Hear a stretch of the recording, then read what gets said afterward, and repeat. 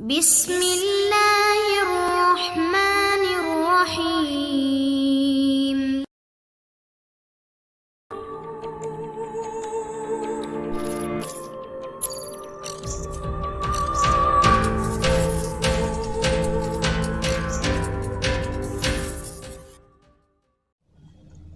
अस्सलाम वालेकुम दोस्तों। Imran series novel foul play by मज़ा कलीम MA। अगर आपने अभी तक हमारे चैनल जासूसी दुनिया को सब्सक्राइब नहीं किया तो सब्सक्राइब करें और बेल आइकन पर क्लिक कीजिए।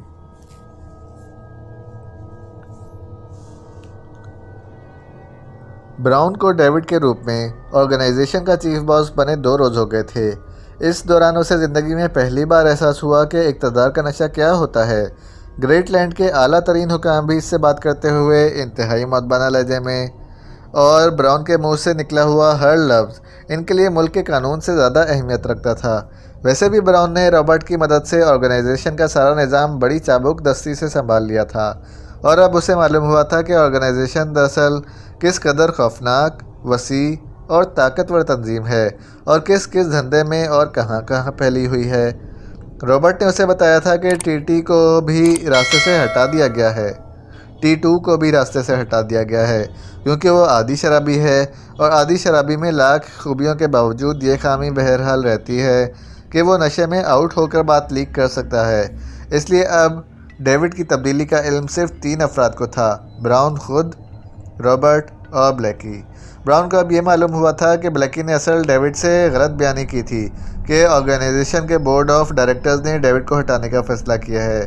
दरअसल ये सारी स्कीम ब्लैकी और रॉबर्ट ने मिलकर बनाई थी, और T2 चूँकि असलहा समेत डेविड के दफ्तर में दाखिल हो सकता था, इसलिए T2 को बड़ा लालच देकर साथ मिला लिया गया था, वरना पूरी ऑर्गेनाइजेशन में और किसी को इस तब्दीली का इल्म ना था। वो सब ब्राउन को डेविड के तौर पर इस्तेमाल कर रहे थे, और ब्राउन ने भी अपने आप को कुछ इस तरह डेविड के रूप में तब्दील कर लिया था कि बाज़ औक़ात उसे खुद भी शुबा होता कि वो ब्राउन है या डेविड। बहरहाल वो खुश था और ब्लैकी और रॉबर्ट को दुआएं देता था। इसके शबो रोज़ पूरी तरह ऐश से गुजर रहे थे। इस वक्त ब्राउन डेविड के ख़ास दफ्तर में बैठा हुआ था कि मेज़ पर पड़े हुए सुर्ख रंग के इंटरकॉम की मुतरन्नम घंटी बज उठी, और ब्राउन ने चौंक कर इंटरकॉम की तरफ देखा और रिसीवर उठा लिया। इस इंटरकॉम का ताल्लुक बराह रास्त रॉबर्ट से था, जो उसका नंबर 2 था, और एक लिहाज से उसी ने पूरी ऑर्गेनाइजेशन का कारोबार संभाल रखा था। यस बॉस, ब्रॉडवे ग्रुप का चीफ बॉस एलिगन आपसे बात करना चाहता है। मैंने पाकिस्तान में इनकी क्रिकेट टीम के 2 खिलाड़ियों अफशार और अरशद को टीम में शामिल होने से रोकने के लिए इनकी खिदमत मुआवजे पर हासिल की हुई हैं। वो शायद इसी सिलसिले में कोई रिपोर्ट देना चाहता है, आप बात कर लें, रॉबर्ट ने मौदबाना लहजे में कहा। ठीक है, बात कराओ, ब्राउन ने सर हिलाते हुए कहा, और इंटरकॉम का रिसीवर रख दिया। चूँकि उसे मालूम था कि डेविड को आने वाली तमाम कॉलें बाकायदा टेप होती हैं, इसलिए रॉबर्ट हमेशा इससे इसी तरह गुफ्तगू करता था जैसे वो असल डेविड से बात कर रहा हो। अलबत्ता निजी तौर पर जब वो मिलते तो बातचीत का अंदाज़ दूसरा होता था। चंद लम्हों बाद में इस पर रखे एक टेलीफोन की घंटी बज उठी। यस, ब्राउन ने रिसीवर उठाते हुए कहा। बॉस, लाइन पर ब्रॉडवे ग्रुप के चीफ बॉस एलिगन मौजूद हैं, अगर आप इनसे बात करना चाहें तो। दूसरी तरफ से इंतहाई मदबाना आवाज़ सुनाई दी। यस, बात कराओ, ब्राउन ने सख्त और तलख लहजे में कहा। हेलो, एलिगन बोल रहा हूँ जनाब। चंद लम्हों बाद एक भारी आवाज़ सुनाई दी, लेकिन लहजा मौदबाना था। यस, क्या बात है, ब्राउन ने सख्त और तहकुमाना लहजे में कहा, क्योंकि डेविड बड़े से बड़े आदमी से भी ऐसे ही लहजे में बात करने का आदी था। सर, आपने हमारे ज़िम्मे जो मिशन लगाया था वो तकरीबन मुकम्मल हो चुका है। मेरे आदमियों ने इन 2 खिलाड़ियों को रोक दिया है, और टीम का अब ना सिर्फ ऐलान होने वाला है बल्कि टीम पाकिस्तान से 1-2 रोज़ में रवाना हो जाएगी, और वो दोनों खिलाड़ी टीम के साथ नहीं आ रहे, और ना ही टीम में इनके नाम शामिल किए जा रहे हैं। फिर ब्राउन ने पहले से भी ज़्यादा तलख लहजे में जवाब दिया। मैंने सोचा कि आपको अपने मिशन की कामयाबी की रिपोर्ट दे दूँ, एलिगन ने बुखलाए हुए लहजे में जवाब देते हुए कहा। ठीक है, मैंने सुन ली है रिपोर्ट, बाकी बातें रॉबर्ट से कर लो, ब्राउन ने इंतहाई करख लहजे में कहा, और रिसीवर रख दिया। रिसीवर रखकर ब्राउन चंद लम्हे सोचता रहा, और फिर इसने इंटरकॉम का बटन दबा दिया। Yes, Robert speaking. दूसरी तरफ से रॉबर्ट की आवाज़ सुनाई दी। मेरे दफ्तर में आओ, ब्राउन ने हस्बे दस्तूर तहकुमाना लहजे में कहा। यस बॉस, मिस्टर ब्लैकी भी आपसे मिलना चाहते हैं, मेरे पास बैठे हुए हैं, आप इजाज़त दें तो वो भी हाजिर हो जाएं। उसे भी ले आओ, ब्राउन ने कहा और रिसीवर रखकर बेख्तियार हंसने लगा। उसे इस ड्रामे पर ख्वामखा हंसी आ रही थी। कुदरत भी बाज़ औक़ात अजीब व गरीब सिचुएशन पैदा कर देती है। चंद लम्हों बाद दरवाज़ा खुला और रॉबर्ट और ब्लैकी अंदर दाखिल हुए। रॉबर्ट ने दरवाज़ा बंद करके इसके साइड पर मौजूद बोर्ड का एक बटन प्रेस कर दिया। अब ये कमरा हर किस्म की चेकिंग से महफूज हो गया था और अब वो खुल कर बातें कर सकते थे। खूब ठाठ हो रहे हैं ब्राउन, ब्लैकी ने हंसते हुए कहा। मैं अभी बैठा हंस रहा था कि कुदरत भी बाज़ औक़ात अजीब से चीज़ें पैदा कर देती है। अब देखो मेरा डेविड बन जाना, मैंने कभी ख्वाब में भी ना सोचा था। ब्राउन ने कुर्सी से उठकर अपने असल लहजे में हंसते हुए कहा और फिर वो तीनों एक साइड पर मौजूद सोफ़ों पर बड़े इत्मीनान भरे अंदाज में बैठ गए। अभी एल्गन का फ़ोन आया था। मेरी समझ में तो ये सारा चक्कर ही नहीं आया कि वो खिलाड़ियों को कैसे रोक दिया जाए और बाकी खिलाड़ियों को यहाँ एसाबी तौर पर मफलूज कर दिया जाए। आखिर ये टीटी कॉरपोरेट वाले ऑर्गेनाइजेशन को इस सारे चक्कर की क्या अदायगी करेंगे? मैं बताता हूँ। 10 लाख पाउंड में सौदा तय हुआ है और ये रकम ऑर्गेनाइजेशन ने पेशगी वसूल कर ली है। 10 लाख पाउंड और सिर्फ इस मामूली से काम के लिए, यानी 2 खिलाड़ियों को रोकना और जहनी तौर पर मफलूज करना। हैरत है, ब्राउन ने बुरी तरह हैरान होते हुए कहा। तो तुम्हारा क्या ख्याल है ब्राउन, ये टीटी कॉरपोरेट जो शर्तें लगाती है इस चक्कर में कितना कमा रही होगी? क्या कमाना है? ज़्यादा से ज़्यादा 40-50 लाख पाउंड, और इनमें से भी इन्हें बहरहाल अदायगी तो करनी ही होगी। कोई ना कोई टीम तो जीतेगी ही सही, ब्राउन ने मुंह बनाते हुए जवाब दिया। तुम अभी इस फील्ड में नए आए हो ब्राउन, या फिर तुम्हारी उड़ान इतनी ऊंची नहीं है? अब तक इस क्रिकेट के दौर के सिलसिला में टीटी कॉरपोरेट 50 करोड़ पाउंड की शर्तें बुक कर चुकी है और जिस तरह पाकेशिया का भाव ऊंचा जा रहा है, अगर पाकेशिया टीम सीरीज़ जीत जाती है तो टीटी कॉरपोरेट वालों को 25-30 करोड़ पाउंड वापस करने पड़ेंगे, और अगर ग्रेटलैंड टीम जी का भाव बहुत डाउन जा रहा है, जीत जाती है, तो टीटी कॉरपोरेट वालों को ज़्यादा से ज़्यादा 1 करोड़ पाउंड देने होंगे। इसलिए वो यकीनी तौर पर चाहते हैं कि ग्रेटलैंड टीम जीत जाए। इस तरह इन्हें 40-50 करोड़ पाउंड की खालिस बचत होगी। इतनी बड़ी रकम के मुकाबले में 10 लाख पाउंड खर्च करने की क्या अहमियत है? रॉबर्ट ने तफसील बताते हुए कहा, और ब्राउन की आंखें हैरत से इतनी फैलीं कि फटने के करीब हो गईं। 40-50 करोड़ पाउंड, खुदा की पनाह, इस कदर बड़ी रकम! ओह, ये तो मेरे तसव्वुर में भी ना थी। इसके लिए तो वो पूरी पाकिस्तान टीम को हज़ारों बार मरवा सकते हैं। मरवाने वाला तो मसला ही नहीं है, क्योंकि ये बैनुल-अक़वामी खेल है। अगर किसी खिलाड़ी को कत्ल किया गया तो पूरी दुनिया की सरकारी एजेंसियां हरकत में आ जाएंगी। नतीजा ये कि फिर कोई भी ना बच सकेगा, ये टीटी कॉरपोरेट वाले और ना ऑर्गेनाइजेशन वाले। इसलिए ये मामला हमेशा इसी तरह निपटाया जाता है कि जिस टीम को हराना हो इसके खिलाड़ियों को इस्तेमाल किया जाता है। इन्हें लालच, धमकियां देकर एहसाबी तौर पर मफलूज कर दिया जाता है। इस तरह टीम अपना हकीकी खेल पेश नहीं कर सकती और हार जाती है, रॉबर्ट ने समझाते हुए कहा।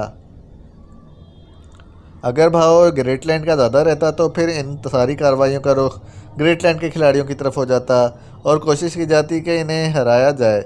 हालांकि वो अपने वतन की टीम है, ब्लैकी ने, जो अब तक खामोश बैठा हुआ था। जहाँ मसला इतनी बड़ी रकम का हो वहाँ वतन वगैरह नहीं देखा जाता। बहरहाल ब्लैकी, तुम बताओ कि तुमने क्या किया है? टीम तो वहाँ से 1-2 रोज़ में चलने वाली है। टीटी कॉरपोरेट के चीफ बॉस का भी फ़ोन आया था। वो पूछ रहा था कि कहीं ऑर्गेनाइजेशन अपने मिशन में नाकाम तो ना हो जाएगी। वो बड़ा परेशान था। मैंने उसे तसल्ली तो दे दी थी कि ऑर्गेनाइजेशन कभी नाकाम नहीं हो सकती, लेकिन यहाँ का सारा मिशन तुम्हारे पास है। मसला अब रकम का नहीं है, अब मसला ऑर्गेनाइजेशन की इज्जत का है, रॉबर्ट ने ब्लैकी से मुखातिब होकर कहा।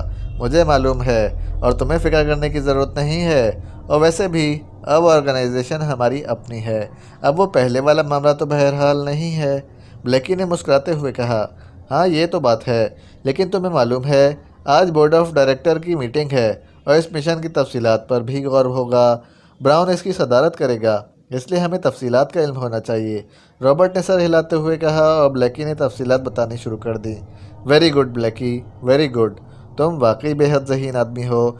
मरहूम डेविड को इसीलिए तुम्हारी सलाहियतों पर एतमाद था जो इसने ये अहम तरीन मिशन ख़ास तौर पर तुम्हारे सुपुर्द किया था, रॉबर्ट ने बड़े इत्मीनान भरे अंदाज में जवाब दिया। उसे मेरी सलाहियतों के बारे में इल्म था, वरना वो जान से ना हाथ धो बैठता, ब्लैकी ने हंसते हुए कहा, और वो सब कह मारकर हंस पड़े। इमरान ऑपरेशन रूम से निकलकर गेस्ट रूम की तरफ बढ़ गया ताकि जिसे वो अगवा करके लाया है इससे मुकम्मल मालूमात हासिल कर सके। लेकिन जैसे ही वो गेस्ट रूम का दरवाज़ा खोलकर अंदर दाखिल हुआ वो बुरी तरह चौंक पड़ा, क्योंकि अगवा होने वाले की हालत देखकर वो समझ गया था कि वो मर चुका है। हालांकि जिस वक्त वो इसे गेस्ट रूम में लिटा कर वापस गया था इस वक्त इस किस्म का कोई खदशा न था। इसकी नब्ज़ बिल्कुल ठीक थी। इमरान इंतहाई तेज़ी से कदम उठाता इसके करीब पहुँचा और दूसरे लम्हे इसके हलक से एक तवील सांस निकल गई। वो गैर मुल्की वाकई मर चुका था। इसकी नाक और मुंह के साथ साथ दोनों कानों से भी खून की धारें बाहर निकलकर जमी हुई थीं और चेहरा बुरी तरह मकसख्त था। इमरान ने झुककर इसके सर को हाथ से टटोला और फिर होंठ भींच लिए। मरने वाले की खोपड़ी जगह जगह से फटी हुई थी।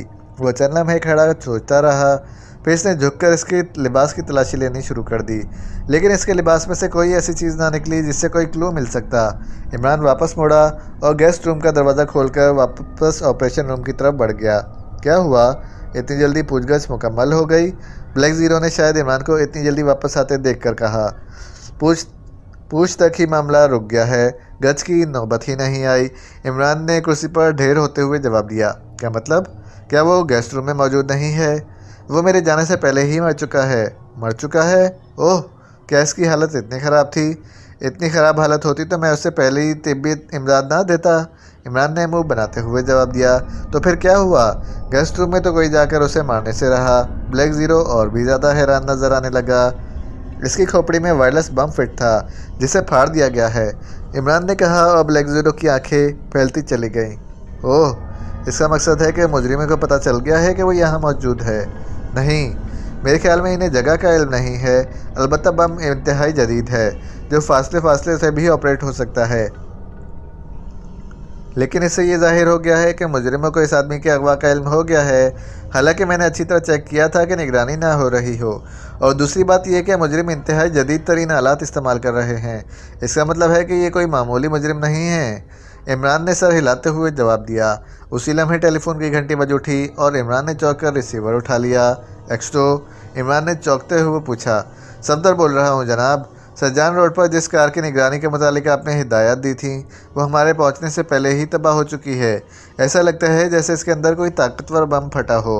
वहाँ पुलिस मौजूद है, इसलिए हम वहाँ नहीं रुके। सफदर ने रिपोर्ट देते हुए कहा। ठीक है, तुम ऐसा करो कि गुलशन कॉलोनी में कोठी नंबर 425 की निगरानी करो। इसमें कौमी क्रिकेट टीम का खिलाड़ी अफशार रहता है। निगरानी इंतहाई एहतियात से करना, इमरान ने कहा और इसके साथ ही रिसीवर रख दिया। अभी इसने रिसीवर रखा ही था कि टेलीफोन की घंटी एक बार फिर बज उठी और इमरान ने मुंह बनाते हुए रिसीवर उठा लिया। एक्सटो, इमरान का लहजा इस बार खासा सख्त था।